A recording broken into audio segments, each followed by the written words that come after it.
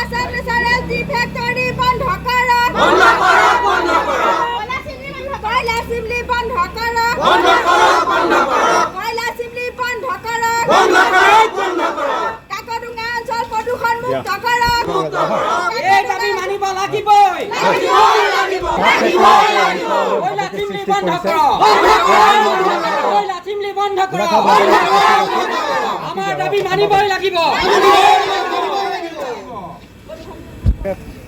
Bond hai hai প্রদূষণ নিয়ন্ত্রণ board hai hai কয়লা chimney বন্ধ করো কয়লা চিমনি বন্ধ করো সাধারণ ৰাইজৰ ওপৰত হাতালি দেখালিব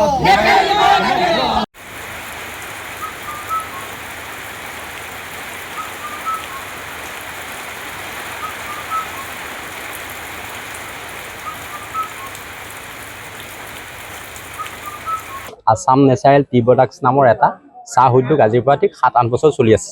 তাত ৰাইজৰ কোনো আপত্তিও নাই ৰাইজক ক'বলগীয়াও নাই পাবলগীয়াও নাই দিবলগীয়াও নাই এতিয়া কথাটো হ'ল কি হঠাতে আজিৰ পৰা 3-4 মাহৰ আগত এটা কয়লা চিমনি তাত সংস্থাপন কৰিলে এতিয়া ৰাইজৰ সমস্যাটো হ'ল কি কয়লা চিমনিটোৰ পৰা যিখিনি ধোঁৱা নিৰ্গত হৈছে সেই ধোঁৱাৰখিনিত ৰাইজৰ অসুবিধা হৈছে আৰু সেই যিটো ধোঁৱাৰ এটা কয়লা চিমনি সেই চিমনিটো পাবৰ কাৰণে প্ৰদূষণ বৰ্ডৰ পৰা এখন অনুজ্ঞাপত্ৰ প্ৰয়োজন আৰু সেই অনুজ্ঞাপত্ৰৰ বাবে স্থানীয় পঞ্চায়ত গাঁও প্ৰধান স্থানীয় ৰাইজ সেইখিনি এখন কাগজ লাগে বা তেওঁলোকে স্বাক্ষৰ পেলাই আমাৰ আপত্তি নাই বুলি ক'ব লাগে কিন্তু এই তেনেকুৱা কাগজ প্ৰদূষণ বৰ্ডক নিদিয়াকে প্ৰদূষণ বৰ্ডে কি ভিত্তিত অনুজ্ঞাপত্ৰ দিলে আমাৰ এইটো আজিও সাঁথৰ হৈ থাকিলে আৰু প্ৰদূষণ বৰ্ডেই হওক বা বিভিন্ন চৰকাৰী মহলক যদি সোধা হয় তেতিয়া কয় যে এইটো ওপৰৰ পৰা নিৰ্দেশ আহিছে এতিয়া আমাক আজি ৰাইজক আশ্বস্ত কৰি ক'ব লাগে যদি প্ৰদূষণ বৰ্ডে এই কাগজখন দিছে তেতিয়াহ'লে কোন ওপৰৰ মানুহে এই প্ৰদূষণ মানে নহয় বুলি কাগজখন দিছে সেই কথাটো আজি ৰাইজক আশ্বস্ত কৰিব লাগে লগতে এটা কথাও ক'ব লাগে যে 200 মিটাৰ ব্যাসাৰ্ধৰ ভিতৰত এখন প্ৰাথমিক বিদ্যালয় আছে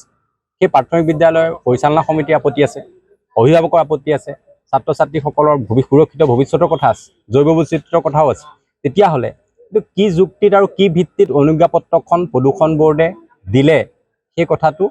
আজি ৰাইজৰ আগত তেওঁলোকে অৱগত কৰক আৰু এটা কথা প্ৰদূষণ বৰ্ডে এটা কাম কৰিব লাগিছিলে যেতিয়া অনুজ্ঞাপত্ৰখন দিছে তেতিয়া তেওঁলোকে তাত নিজে ক্ষেত্ৰ অধ্যয়ন কৰি স্থানীয় ৰাইজৰ লগত কথা বতৰা পাতি আলোচনা কৰি যে এইটো দিব পৰা হ'বনে নহয় দিলে কেনেকুৱা হ'ব বা নিদিলে কেনেকুৱা হ'ব গোটেই কথা বতৰাখিনি তেওঁলোকে আলোচনা কৰিব লাগিছিলে সেই আলোচনা নকৰাকৈ তেওঁলোকে কোনোবা ওপৰৰ নিৰ্দেশ বুলি সেই কাগজখন তেওঁলোকে দিলে আৰু সেই ফেক্টৰীটো নিজৰ মইমতালিয়ে আজি কয়লা চিমনি সংস্থাপন কৰি চাহ উদ্যোগ চলাই আছে আমি এইটোৱে ক'ব খুজিছোঁ যে আমাক কাকডুঙাখন জৈৱ বৈচিত্ৰ্যৰ পৰা আদি কৰি সকলো ভৱিষ্যত প্ৰজন্ম সুৰক্ষিত হৈ থাকিব লাগে কোনো ছাত্ৰ ছাত্ৰী বা কোনো শিশু বিকলাংগ হৈ জন্ম হ'ব নালাগে আমি সেইকাৰণে আজি ৰাইজৰ লগত আহিছোঁ আৰু ৰাইজৰ হৈ আপোনালোকক অৱগত কৰিছোঁ যে আমাক এই কয়লা চিমনিটো চাহ উদ্যোগটোৰ পৰা আঁতৰাই দিয়ক আৰু আমাক কাকডুঙাখন শান্তি আৰু সুস্থ পৰিৱেশ গঢ়ি তোলাত সহায় কৰক ফেক্টৰী কৰ্তৃপক্ষই স্বাক্ষৰ জালিয়াতি কৰি কিবা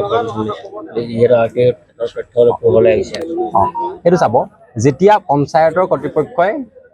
অনুজ্ঞাপত্ৰৰ কাৰণে NOC নিদিলে স্থানীয় গাঁওবুঢ়াই নিদিলে বা ৰাইজে নিদিলে তেতিয়া ফেক্টৰীত কৰ্মৰত একাংশ কৰ্মচাৰীয়ে ওচৰৰ যিখিনি ব্যক্তিক চিনি পায় তেওঁলোকে নিজেই নাম লিখি দিলে নাম লিখি পেলাই তেওঁলোকে পলিউশ্যন বৰ্ডত আবেদন কৰিলে যে এইখিনি মানুহে আমাক NOC কাৰণে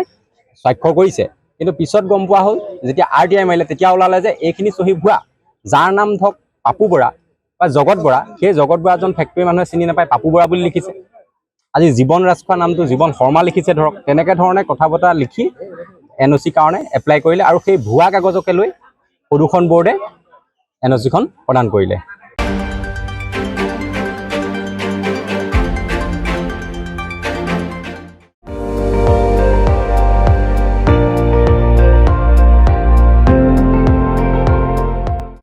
আপুনি চাই আছে ND24